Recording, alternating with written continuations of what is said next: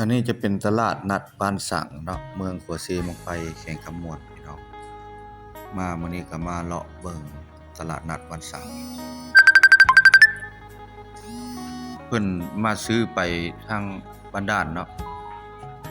อันพังนั้นเพิ่นเอาไปพังนั้นมาลัดซื้อเอาอยู่นี่หรือว่าซื้ออยู่พุ่นมาพี่มาขายพี่เนาะราคาก็ปกติพี่น้องเนาะเพราะว่าซื้อมาพุ่นมาขายพี่ซื้อพี่ไปขายพุ่นตลาดนี่ตลาดบ้านสังเฮาเมืองขัวซีเมืองไปแข่งขมวดนี่เนาะเพราะว่ามื้อนี้ก็ถือว่าบ่แปลงมาเล็กน้อยเนาะมาก็บ่ได้เข้าซื้อมาผ่านๆเนาะราคาก็ปกติเนาะเพราะว่าตลาดนัดบ้านสังเนี่ยเพิ่นอาทิตย์หนึงเพิ่นจะเปิดเทื่อหนึงทุกๆวันพุธก็จะมีตลาดนัดผลกระทบพอดีเช้าส่วนหลายก็จะเป็นเครื่องสัตว์ป่าเครื่องป่าของดงหลังจากหั่นแล้วเพิ่นก็ไปบ้านย่างทิศต่อไปเพิ่นก็ไปบ้านย่างเพิ่นก็ย้ายไปตลอดเนาะถ้าว่าผู้ใดมีก็มาแวะซื้ออยู่นี่เพิ่นก็มาซื้อคือกันตอนนี้เฮาออกมาแล้วเนาะออกมาทางทุ่งนาบ้านสังนี่ก็บางบ่อนก็ยังดำไม้ดำนาอยู่เพราะว่าบ่มีน้ำแต่ว่าโกงกันข้ามบางบ่อนผัดฝนตกน้ำท่วมแต่ว่าทางนี้บัดเป็นทุ่งนาที่ว่ากะหาดำก็มีเพิ่นซ้ำนาเนาะเฮาออกมาจากบ้านสังแล้วเฮาสิลัดเข้าไปทางบ้านห้วยลังมือเนาะเฮาสิแวะเบิ่งเพิ่นดำนาอันนี้ก็คือทุ่งนากำลังเขียวพี่น้องเข้านาก็ได้หนทางก็ยังเป็นทางแดงอยู่จาก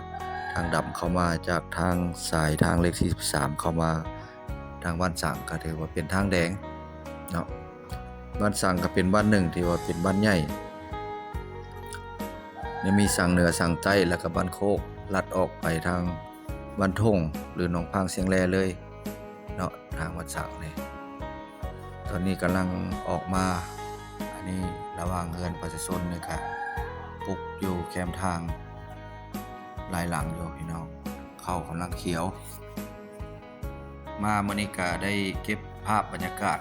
ไม่ให้เบิ่งให้พี่ให้น้องเบิ่งระหว่างทางกับบ่ลุกลังพอได้พอไปได้พี่น้องเนาะ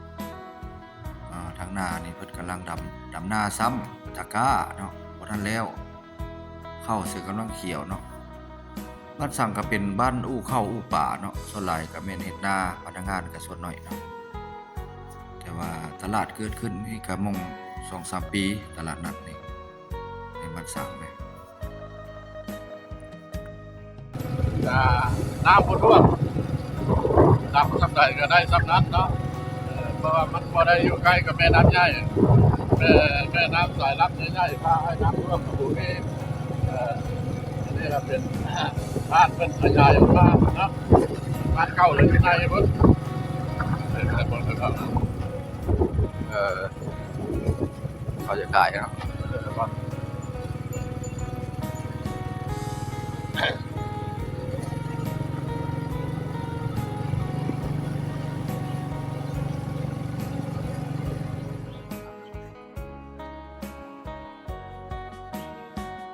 โอ้สบายดีเจ๊เฮ็ดหัวบ่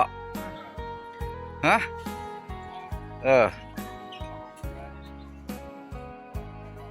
มาพี่ก็เจอพี่เนาะไปใส่กระนำอยู่ได้นี่ผู้นี้เลยสร้างให้ยอดวิวได้หลายนี่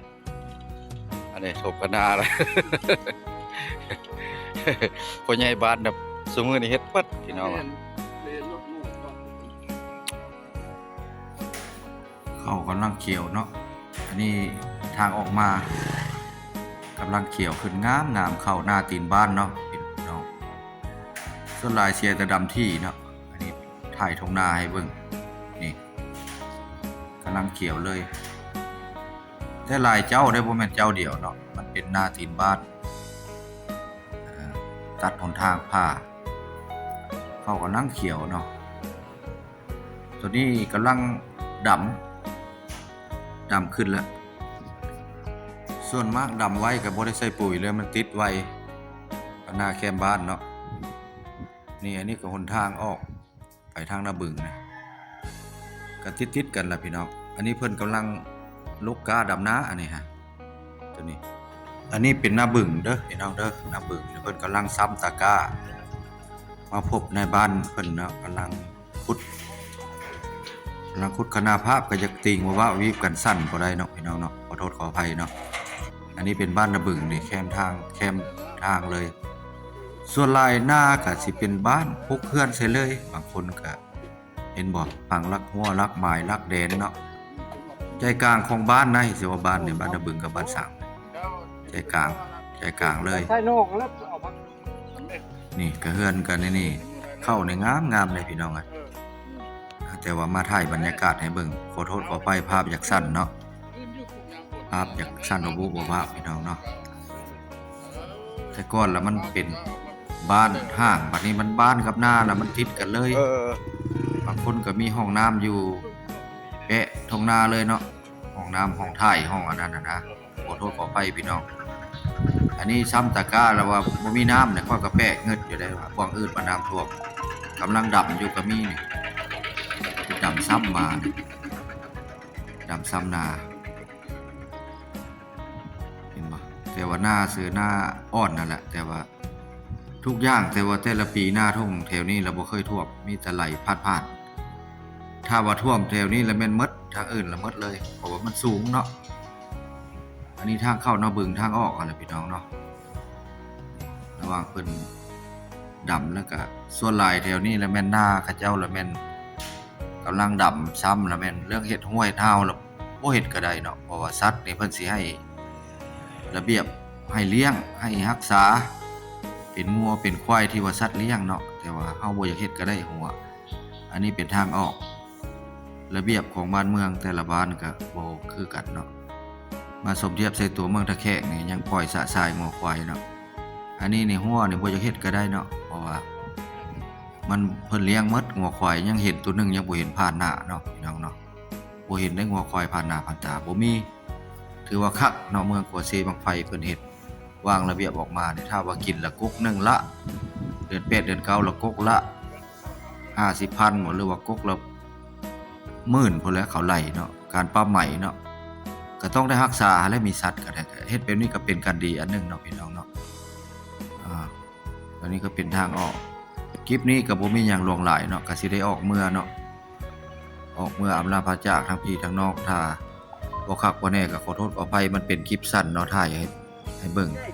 ไปก่อนเมิดสุขุสุคนคลิปหน้าคลิปในพอๆกันใหม่พี่น้องเฮา